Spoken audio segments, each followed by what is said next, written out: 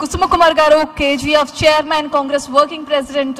So please, a few words మాట్లాడవలసిందిగా కోరుతున్నాం.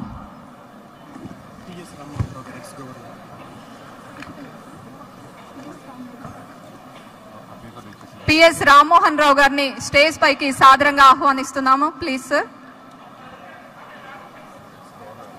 Okay అమ్మా, జరుగు.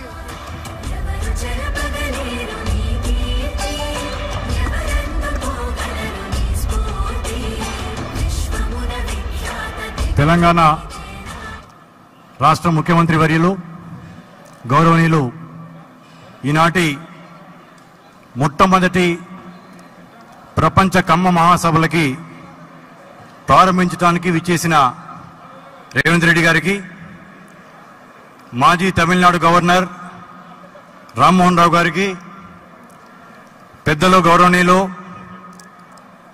మాజీ పార్లమెంట్ సభ్యులు మురళీమోహన్ గారికి, తమిళనాడు ఎంపీ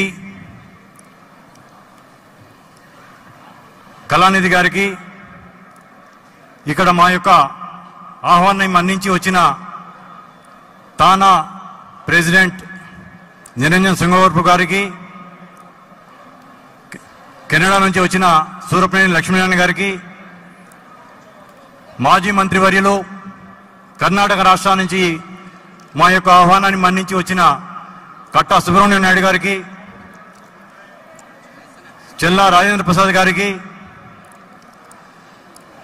మంత్రివర్యులు నా యొక్క యూత్ కాంగ్రెస్ కొలీగ్ కోమటిరెడ్డి వెంకటరెడ్డి గారికి,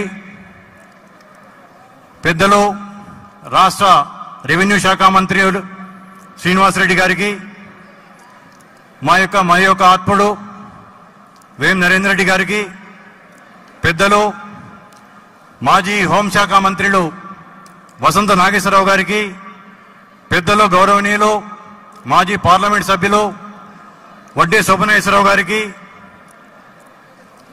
చాలా గౌరవనీయులు సత్యవాణి గారికి,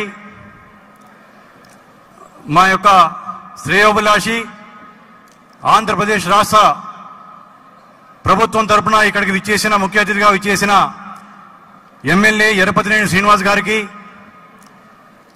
రాజశేఖర్ గారికి, జీవిత గారికి, ఇక్కడికి విచ్చేసిన మా యొక్క ఆహ్వానాన్ని మన్నించి ప్రపంచంలోని నలుమూలల నుంచి, అమెరికా నుంచి, కెనడా నుంచి, Australia, Germany, middle east, Ireland, Gulf countries, అలాగే భారతదేశ నలుమూలల నుంచి కర్ణాటక, తమిళనాడు, ఆంధ్ర, తెలంగాణ, ఒరిస్సా, గుజరాత్, ఢిల్లీ, మహారాష్ట్ర వివిధ ప్రాంతాల నుంచి మా యొక్క ఆహ్వానాన్ని మన్నించి స్థానిక శాసనసభ్యులు అరికపూడి గాంధీ గారికి, మాకు ఈ యొక్క కేజీఎఫ్ అనే ఆలోచన వచ్చిన తర్వాత నిరంతరం గత 2-3 నెలల నుంచి శ్రమిస్తున్నా, నాకు చేదోడు వాదోడుగా ఉండి నాకు ఒక ధైర్యాన్ని, స్ఫూర్తిని నింపుతున్న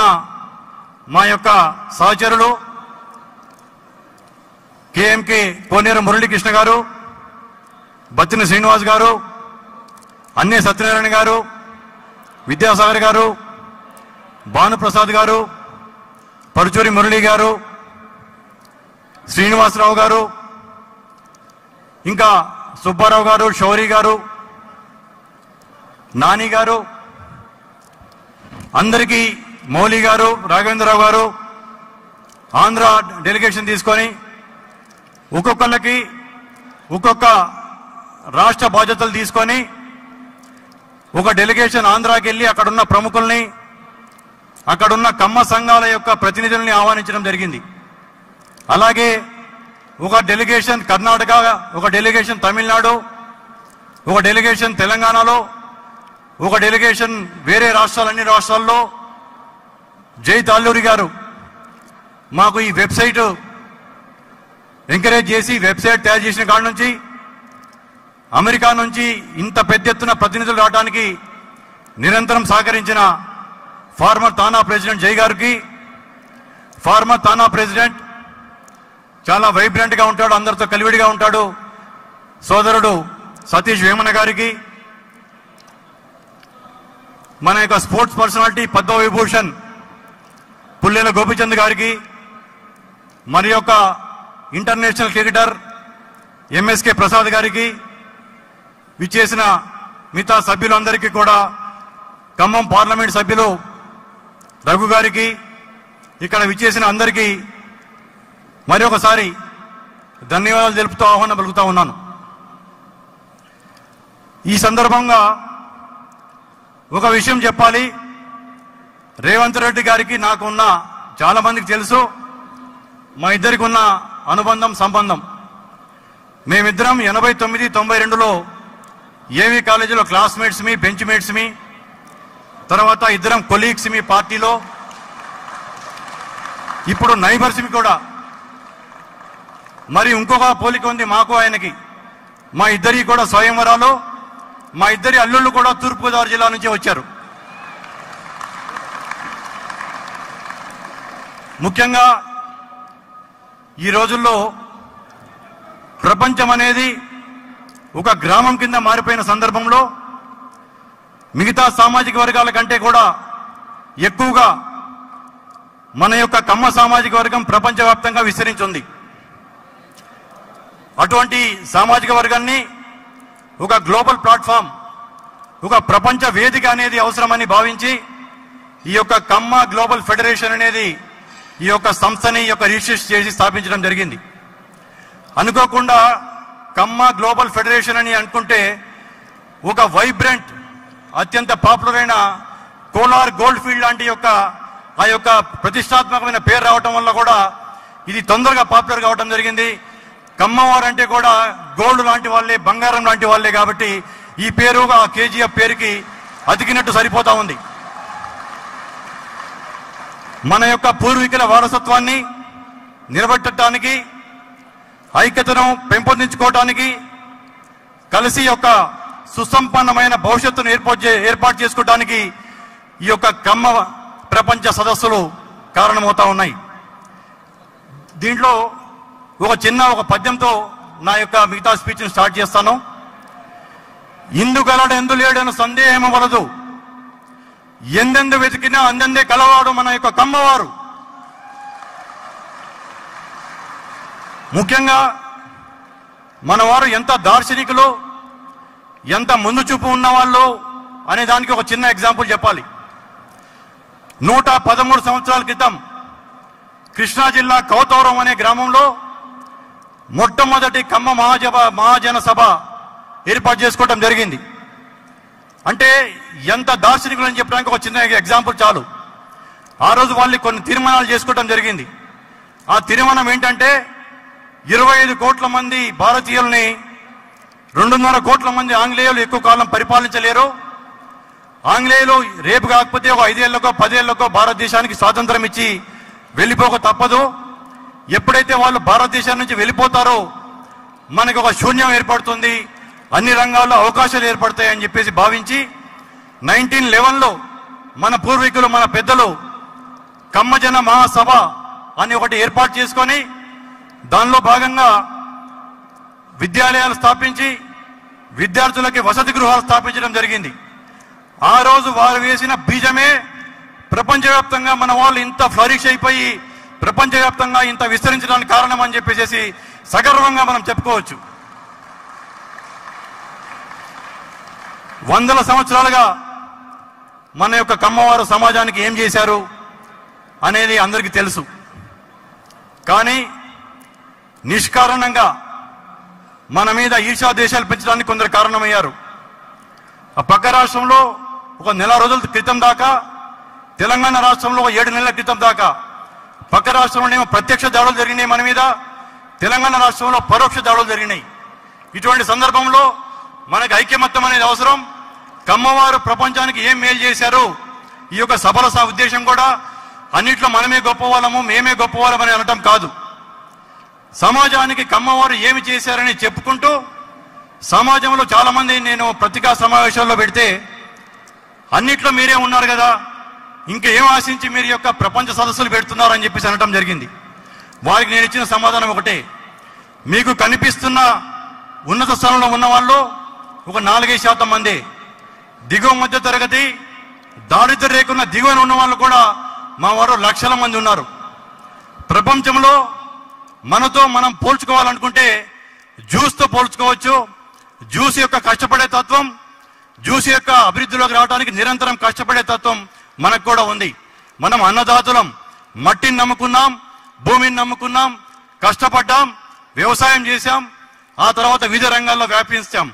రవాణా రంగం కావచ్చు, సినిమా రంగం కావచ్చు, పరిశ్రమలు కావచ్చు, ఏ రంగాన్ని తీసుకున్నా కానీ మన యొక్క ప్రమేయం లేని రంగం అంటూ లేదు. ప్రభుత్వాలు కల్పించిన ఉద్యోగాల కంటే కూడా కమ్మవారు కల్పించిన ఉద్యోగాలు ఎక్కువ అని చెప్పడానికి కూడా నేను గర్వంగా మీ ముందు చెప్పగలుగుతున్నాను. ముఖ్యంగా కమ్మవారి దాతృత్వం, కమ్మవారి గొప్పతనం చెప్పాలంటే ఒక నాగార్జున సాగర్ డ్యామ్ ఒకటే ఒక చిన్న ఉదాహరణ. ఆనాడు కృష్ణా జలాలు సముద్రంలో వృధాగా కలిసిపోతున్నాయి, ఈ నందికొండల మధ్యన ఒక సాహసిద్ధమైన ఆనకట్టు కట్టవచ్చు అని చెప్పేసి భావించినప్పుడు ఎవరికి ఆ రోజు కేంద్ర ప్రభుత్వంలో నిధులు లేవు. మన యొక్క రాజా వాసిరెడ్డి రామగోపాలకృష్ణ మహేశ్వర ప్రసాద్, ముక్తెల రాజా అని చెప్పేసి పిలుచుకుంటా ఉంటాం. తెలంగాణ హుజూర్ నగర్ పక్కనే ఉన్న జగ్గయ్యపేట అనే ఒక సంస్థానం. ఆ రోజు ఆ ముత్యాల రాజా గారు తన యొక్క సొంత నిధుల్ని 52 లక్షల రూపాయలని విరాళంగా ఇవ్వడం జరిగింది 1954లో. ఆయన యొక్క 5,000 ఎకరాలని కూడా ఆయన ఈ ప్రాజెక్టు కోసం విరాళంగా ఇవ్వడం జరిగింది. అది కమ్మవారి దాతృత్వం. ఆ తర్వాత వెలగపూడి రామకృష్ణ గారు కేసీపీ ఇండస్ట్రీస్ పెట్టి, మన యొక్క ముల్లపూడి రవిచంద్ర ప్రసాద్ గారు ఆంధ్ర షుగర్స్ పెట్టి హైదరాబాద్లో, ఇప్పుడు రఘు గారు వీళ్ళందరూ కూడా చదువుకున్న స్కూలు హైదరాబాద్ పబ్లిక్ స్కూల్, దాని యొక్క వ్యవస్థాపకులు ఆయన.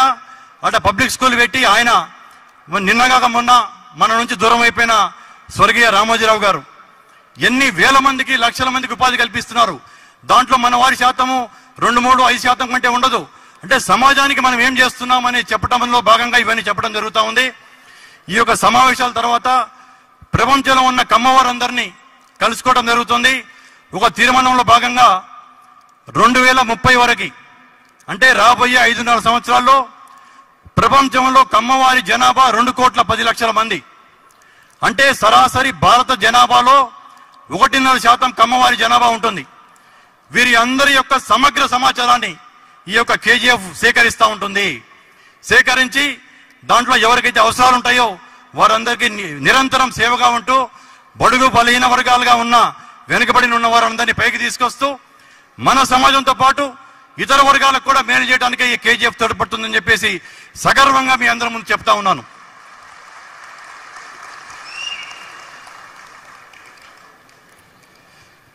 మనతో పోల్చుకోవాలనుకుంటే నిరంతరము ఇంగ్లీష్లో ఒక పదం అంటారు, always be busy like a bee అని. అంటే తేనెటీగ లాంటి కష్టపడే గుణము ఉండటం మంచిది అని చెప్పేసి అంటారు. మనం తేనెటీగ లాంటి వాళ్ళం, నిరంతరం కష్టపడుతుంటాం, మకరందాన్ని అందిస్తూ ఉంటాం. ఎవరైనా ఒక పక్షుల గుంపు మీద ఒక చిన్న గులకరా వేస్తే ఆ పక్షులు పారిపోతుంటాయి. అలాగే ఆ వ్యక్తి, ఆ యొక్క పోకిరి ఒక తేనెటీగల తుట్ట మీద రాయడానికి భయపడతా ఉంటాడు. ఎందుకంటే ఆ తేనెటీగలు ఇతన్ని తరుముతాయి కాబట్టి. కమ్మవారందరూ కూడా ఐక్యమత్యంగా ఉండి ఇట్లాగే ముందుకి ఇంకా మన యొక్క సమాజం కొన్ని రంగాల్లో వెనుకబడతా ఉంది. ముఖ్యంగా రాజకీయ రంగంలో వెనుకబడతా ఉన్నాం. చాలా మందికి అపోహ కలుగుతా ఉంది. ఎన్టీ రామారావు గారు టీడీపీ ఆవిర్భవించిన తర్వాత కమ్మవారు ముందంద వేశారు అని చెప్పేసి స్వర్గీయ మనందరం గర్వంగా పిలుచుకునే నందమూరి తారక రామారావు గారి కంటే ముందు కూడా ఒకానొక సందర్భంలో ఉమ్మడి ఆంధ్రప్రదేశ్లో 59 మంది ఎమ్మెల్యేలు కమ్మవారు ఉన్నారు. ఈరోజు ఆ సంఖ్య తగ్గిపోతూ ఉంటుంది. అన్ని రంగాల్లో ఎవరికి ఏ సిద్ధాంతాలు నచ్చితే వారు ఆ యొక్క రాజకీయ రంగంలో ఎన్నుకోవచ్చు. అందరికీ ఈ కేజీఎఫ్ తోడ్పాటు అందిస్తే ఎంకరేజ్ చేస్తుందని చెప్పుకుంటూ ఇంకా చాలా విషయాలు ఉన్నాయి. రేపు మరి ఇంకోసారి మనకి 2 రోజుల సమావేశం. ఈ 2 రోజుల సమావేశంలో మరి ఇంకొకసారి మనం మాట్లాడుకుందాం. ఇప్పుడు ఇంతకుముందు నేను అందరినీ వేదిక మీదకి పిలిచి సంబోధిస్తూ కర్ణాటక ఎమ్మెల్యే మునిరత్నం నాయుడు గారిని కూడా నేను ఆయన్ని సాదరంగా ఆహ్వానిస్తా ఉన్నాను. కర్ణాటకలో నుంచి ఎంత ఉత్సాహం ఉందంటే, నేను పెద్దలు మన యొక్క అన్న మాజీ మంత్రివర్యులు కట్టా సుబ్రహ్మణ్యం నాయుడు గారిని కలిసి అన్న ఇట్లా ఒక ప్రపంచ వేదిక ఏర్పాటు చేసుకొని ప్రపంచ మహాసభలు పెట్టాలనుకుంటున్నామని చెప్పినప్పుడు ఆయన అన్నారు, ఓకే తమ్ముడు ఎప్పుడు వస్తావు నువ్వు అని కర్ణాటక రాష్ట్రం నలుమూల నుంచి కమ్మ సంఘాలు అందరినీ పిలిచి పెద్దలందరినీ పిలిచి అతి బ్రహ్మాండమైన మీటింగ్ అరేంజ్ చేసి నన్ను అక్కడ స్వాగతించి నాతో మాట్లాడించుకున్నారు. ఆయనకి మరొకసారి ధన్యవాదాలు తెలుపుతా ఉన్నాను.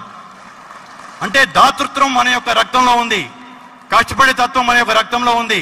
కర్ణాటక నుంచే కాకుండా తమిళనాడు నుంచి కూడా చాలా మంది వచ్చారు. స్వర్గీయ ఆర్కాట్ వీరస్వామి గారి యొక్క అబ్బాయి కళానిధి వీరస్వామి గారు ఇప్పుడు ప్రెసిడెంట్ ఎంపీ, ఆయనకు కూడా మనందరం ఆయన్ని స్వాగతం పలుచుకోవాలి. తమిళనాడు నుంచి ఎక్కువ మంది వచ్చారు, ఆంధ్ర నుంచి వచ్చారు, అమెరికా నుంచి ఇంతమంది చెప్పినట్టు అన్ని దేశాల నుంచి వచ్చారు. మళ్ళీ మనం కలుసుకుంటూ ఈ యొక్క సమావేశం మన యొక్క అనుబంధాలని సంబంధాలని పెంచుకోవడానికి ఉపయోగపడాలి, నెట్వర్కింగ్ కింద ఉపయోగపడాలి.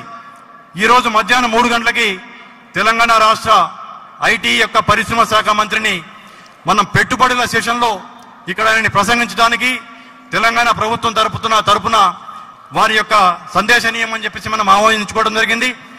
రేపు వ్యవసాయ రంగంలో జరగబోయే సమావేశంలో పాటు ముగింపు సమావేశానికి మన యొక్క నాయకులు మంత్రివర్యులు తుమ్మల నాగేశ్వరరావు గారిని కూడా మనం ఆహ్వానించుకోవడం జరిగింది. అలాగే సినిమా రంగం, మీడియా రంగం, వ్యాపార రంగం, పెట్టుబడుల రంగం, అన్ని రంగాల గురించి నిష్ణాతులతో ఇప్పుడు ఈ సమావేశం కాగానే మన యొక్క పద్మవిభూషణ్ మనందరికీ గర్వకారణమైన పుల్లెల గోపిచంద్ గారు, ఎంఎస్కే ప్రసాద్ గారు వారి యొక్క ఆధ్వర్యంలో క్రీడా రంగంలో ఒక సెషన్ ఉంటుంది. దాని తర్వాత లంచ్ బ్రేక్ తర్వాత డాక్టర్స్ హెల్త్ రంగంలో కూడా మన వాళ్ళు చాలా మంది ఒక విషయం చెప్పాలి. తమిళనాడులో కోయంబత్తూరులో అక్కడ సెంథిల్ కుమార్ నాయుడు గారు కావచ్చు, వారి యొక్క టీము అక్కడ ఉన్న మన వాళ్ళందరికీ ఒక ఐడి కార్డ్స్ ఇవ్వడం జరిగింది. ఆ ఐడి కార్డ్స్ తీసుకెళ్లి ఎక్కడైనా సరే కమ్మవారి యొక్క హాస్పిటల్స్కి వెళ్తే స్ట్రైట్ అవే 25% డిస్కౌంట్ ఇచ్చి వాళ్ళకి ట్రీట్మెంట్ చేసి పంపడం జరుగుతూ ఉంది. అలాగే విద్యాలయాలకు వెళ్తే విద్యాలయాల్లో కూడా అడ్మిషన్స్తో పాటు 25% ఫీజు ఇవ్వడం జరుగుతుంది. హైదరాబాద్, విజయవాడకు సంబంధించిన చాలా పెద్ద కార్పొరేట్ హాస్పిటల్స్ ముందుకు వస్తూ ఉన్నాయి, విద్యాలయాలు ముందుకు వస్తూ ఉన్నాయి, యూనివర్సిటీస్ ముందుకు వస్తున్నాయి. వారందరితో కూడా ఎంఓయూ చేసుకొని మన కేజీఎఫ్ కార్డ్ హోల్డర్స్కి వెనుకబడిన వాళ్ళందరికీ కూడా అటువంటి ఫెసిలిటీస్ కూడా కల్పించడానికి కూడా ఈ కేజీఎఫ్ ముందుంటుంది. ఒక 1000 మంది రష్యా, పెరు, ఉక్రెయిన్ నుంచి కూడా మన యొక్క ప్రతినిధులు వచ్చారు. వారందరికి కూడా సాధారణంగా స్వాగతం పలుకుతా ఉన్నాము, మనస్ఫూర్తిగా ఆహ్వానం పలుకుతా ఉన్నాము. ఈ కేజీఎఫ్ తరఫున చాలా చేయబోతున్నాం సేవా కార్యక్రమాలు. ఇప్పుడు చాలా మంది ముందుకొచ్చారు. ఇంత పెద్ద సమావేశం ఏర్పాటు చేశారు మీరు, మేమేం సాయం చేయగలము అంటే నేను అందరికీ అన్నది ఒకటే, మీరు వచ్చి పాల్గొంటే చాలు. ఈ సమావేశం మేము ఏర్పాటు చేసుకుందాం అనుకుంటున్నాం, మేము చేసుకోగలము. ముందు మన జాతికి మేలు చేయాలన్నా, సమాజానికి మేలు చేయాలన్నా అప్పుడు మీ యొక్క సహాయ సహకారాలు తీసుకోగలుగుతాం. కానీ ప్రస్తుతానికి మా యొక్క ఆహ్వానం మన్నించి మీరు వస్తే చాలని చెప్పి అనుకుంటున్నాను. చివరిగా ఇంకొకసారి అందరికీ మరి ఒకసారి ధన్యవాదాలు తెలుపుతూ సర్వే జన సుఖినో భవంతు.